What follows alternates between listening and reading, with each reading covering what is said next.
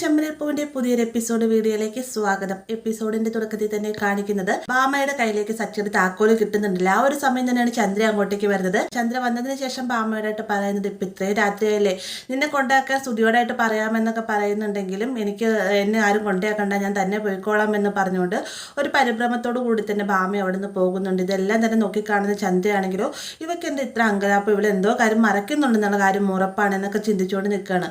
അതിനുശേഷം കാണിക്കുന്ന ബാമ അവിടെ നേരെ ചെല്ലുന്നത് ശ്രുതിയുടെ അടുത്തേക്കാണ്. ശ്രുതിയുടെ കൈകളിലേക്ക് താക്കോല് കൊണ്ട് കൊടുക്കുന്ന സമയത്തും ഇവളിനി എന്തെങ്കിലും ദുഷിച്ച കാര്യങ്ങളായിരിക്കും മനസ്സിൽ ചിന്തിച്ചുകൊണ്ട് താക്കോല് മേടിക്കുന്നത് എന്നൊരു പേടിയെല്ലാം തന്നെ ഭാമയുടെ ഉള്ളിലുണ്ട് കേട്ടോ. അതേ രീതിയിൽ തന്നെ ഭാമ സംസാരിക്കുന്നുണ്ട് കേട്ടോ. അതിനുശേഷം ശ്രുതിയും കൂടെ അവിടെ നേരെ ചെല്ലുന്ന ആന്റണിയുടെ അടുത്തേക്കാണ്. ആന്റണിയും ഗുണ്ടകളുമാണ് സംസാരിക്കുന്നതെന്ന് ചോദിച്ചു കഴിഞ്ഞാൽ ഇനി എങ്ങനെ ശ്രുതി വരാതിരിക്കുമോ എന്നൊക്കെ ചോദിക്കുന്ന സമയത്ത് അവൾ തീർച്ചയായിട്ടും വരും, അവക്കടെ ഉദ്ദേശമെന്നാണ് എൻ്റെ താക്കോല് കൊണ്ട് ഏൽപ്പിക്കേണ്ടതെന്ന് ആന്റണി മറുപടി പറയുന്നുണ്ട്.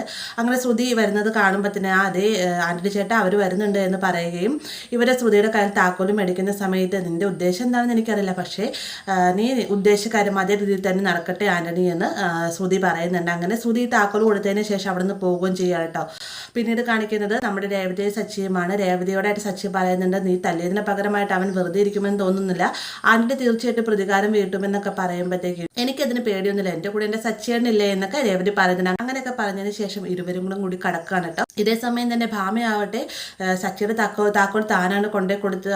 അതിനുശേഷം എന്തെങ്കിലും സംഭവിക്കുമോ എന്നുള്ളൊരു ടെൻഷൻ കാരണം ഒന്ന് ഉറങ്ങാൻ പോലും പറ്റാത്ത അവസ്ഥയിൽ തന്നെ നിൽക്കുകയാണ് കേട്ടോ. പിന്നീട് കാണിക്കുന്നത് പാതിരാത്രി ആവുന്ന സമയത്ത് ആന്റണി കൊടുത്തുവിട്ട് താക്കോലുമായിട്ട് ഗുണ്ടകൾ നേരെ സച്ചിയുടെ വീട്ടിലേക്ക് വന്നതിന് ശേഷം മതിൽ ചാടി കിടക്കുന്നുണ്ട്. പിന്നീട് ഡിക്കിയൊക്കെ തുറന്ന് ബ്രേക്ക് പൊട്ടിച്ചുകൊണ്ടിരിക്കുന്ന ആ ഒരു സമയം തന്നെ സച്ചി എഴുന്നേക്കുന്നുണ്ട്. സച്ചിക്ക് ആകെ ഒരു അങ്കലാപ്പും ടെൻഷനും പരവേശമൊക്കെ എടുത്ത് എഴുന്നേക്കുന്നുണ്ട്. എന്നാൽ പുറത്ത് ഇവിടുന്ന് വന്നതോ പുറത്തുനിന്നുള്ള ശബ്ദങ്ങളോ കാര്യങ്ങളൊന്നും തന്നെ സച്ചി കേൾക്കുന്നില്ല കേട്ടോ. സച്ചി വേഗം ഫ്രിഡ്ജിൽ നിന്ന് വെള്ളം എടുത്ത് കുടിച്ചതിന് ശേഷം തിരികെ വന്ന് കിടക്കുന്നുണ്ട്. ഗുണ്ടകൾ ആരെങ്കിലും ചെയ്ത കാര്യം കൃത്യമായി തന്നെ ഏൽപ്പിച്ച കാര്യം കൃത്യമായി ഭംഗിയായി ചെയ്തതിന് ശേഷം അവർ പോകാനിരിക്കുന്ന സമയം മുന്നേ ഗുണ്ടകളിൽ ഒരാൾ പറയണം താക്കോല് നമുക്ക് സിറ്റൗട്ടിൽ വെച്ചേക്കാമെന്ന് പറയുമ്പോഴത്തേക്ക് അത് അത്ര ബുദ്ധിയല്ല, അകത്തേക്ക് വെച്ചേക്കാമെന്നും പറഞ്ഞുകൊണ്ട് മറ്റൊരാൾ താക്കോല് മേടിച്ചതിന് ശേഷം ജനലിൽ കൂടെ ഹാളിൻ്റെ സൈഡിലേക്കായിട്ട് ഇടാണ് കേട്ടോ.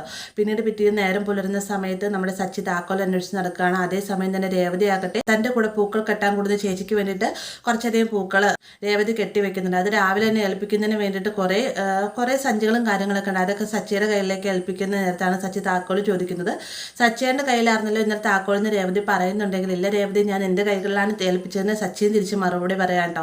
അങ്ങനെ ഇരുവരും കൂടെ താക്കോൽ നോക്കുന്ന സമയത്താണ് ഹാളിൻ്റെ അങ്ങേ മൂലയിലായിട്ട് ഈ താക്കോൽ രേവതി കാണുന്നത്. രേവതി സച്ചിയുടെ കയ്യിലേക്ക് ഈ താക്കോൽ കൊടുക്കുന്ന സമയത്ത് സച്ചി ഇങ്ങനെ ചിന്തിക്കേണ്ട ഒരിക്കലും അവിടെ താക്കോലിൻ്റെ സാധ്യതയില്ല, ഞാൻ ഇവിടെയാണ് വെക്കാറുള്ളതെന്നൊക്കെ പറയുമ്പോൾ ചിലപ്പോൾ സച്ചിയുടെ പോക്കറ്റിൽ നിന്ന് എന്തെങ്കിലും എടുത്ത സമയത്ത് അവിടെ ചാടി പോയതായിരിക്കാമെന്ന് രേവതി മറുപടിയും പറയുന്നുണ്ട്. അങ്ങനെ ഈ ഒരു ബാഗൊക്കെ ഡിക്കിലേക്ക് വെച്ചതിന് ശേഷം സച്ചി രേവതിയും പോകാനിറങ്ങുന്ന സമയത്താണ് ഈ പൂക്കൾ, അതായത് രേവതി ആർക്കാണ് പൂക്കൾ കെട്ടി ആ ചേച്ചി അങ്ങോട്ടേക്ക് വരുന്നത്. അവർ പറയുകയാണ് ഇവിടെ അടുത്ത് കുറച്ച് പൂക്കളുടെ ഓർഡർ ഉണ്ടായിരുന്നു, അത് കൊടുക്കാനായിട്ട് ഞാൻ വന്നതാണ്, എന്തായാലും ഇതും കൂടെ മേടിച്ചുകൊണ്ട് പോകാമെന്ന് കരുതി അതിങ്ങൾ തന്നേക്ക് രേവതി എന്നും പറഞ്ഞുകൊണ്ട് രേവതിയുടെ കയ്യിൽ നിന്ന് പൂക്കൾ മേടിച്ചുകൊണ്ട് പോകുന്നുണ്ട്.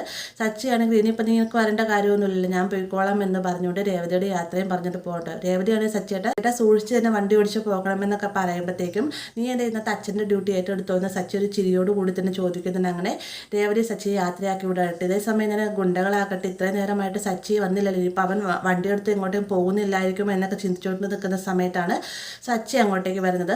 അപ്പോൾ സച്ചിയെ മാത്രം കാണുന്ന സമയത്ത് ഒരാൾ പറയുന്നുണ്ട് അവൻ മാത്രമേ ഉള്ളൂ, അവളും കൂടെ വേണമായിരുന്നു, അവളും കൂടെ ഒരുമിച്ചായിരുന്നെങ്കിൽ രണ്ടുപേരെ അത് ഒറ്റ അടിക്കുന്ന തീർന്നേനെ എന്നൊക്കെ ഇവർ പരസ്പരം അങ്ങോട്ടും ഇങ്ങോട്ടും പറയാണ്ട്. അങ്ങനെ സച്ചി വണ്ടി ഓടിച്ച് കുറച്ച് ചെല്ലുന്ന സമയത്താണ് വണ്ടിയുടെ ബ്രേക്ക് പൊട്ടിയെന്ന് പറയുന്നത്. ആകെ ടെൻഷനോട് കൂടി തന്നെ സച്ചി വണ്ടി ഓടിച്ച് മുന്നോട്ട് പോകുന്ന സമയത്തും ഓപ്പോസിറ്റ് വണ്ടിയൊക്കെ വരുന്നുണ്ട് കേട്ടോ.